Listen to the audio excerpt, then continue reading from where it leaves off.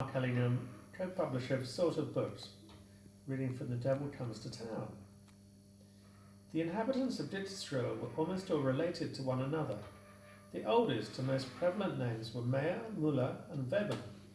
Other surnames followed, less frequent in the district, but rather common in Switzerland, such as Schwartz, Keller, Linz, and so on.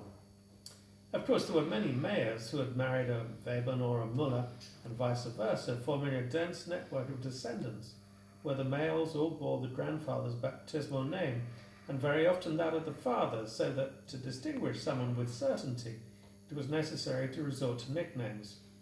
All of them were given one, and though it sometimes corresponded to their trade, more often it was a humorous moniker whose origin was incomprehensible even to the person who bore it.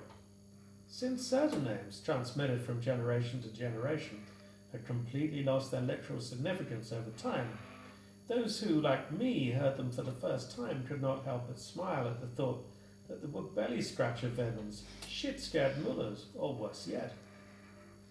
During the summer months, the villagers still extended a certain cordiality towards me, but as the days grew shorter, this waned in correlation with the sun's lowering path, until it disappeared altogether in the winter season.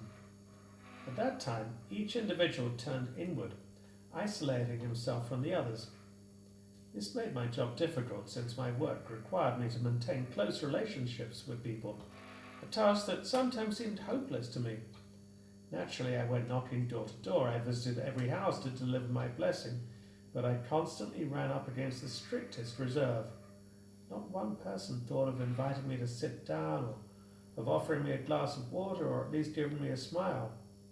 Actually, I did get one smile, albeit sarcastic, from a man who, when I went to his house, asked me if blessings, like food products, had an expiration date, and if by chance the blessing given by Father Cristoforo some time back was no longer considered valid.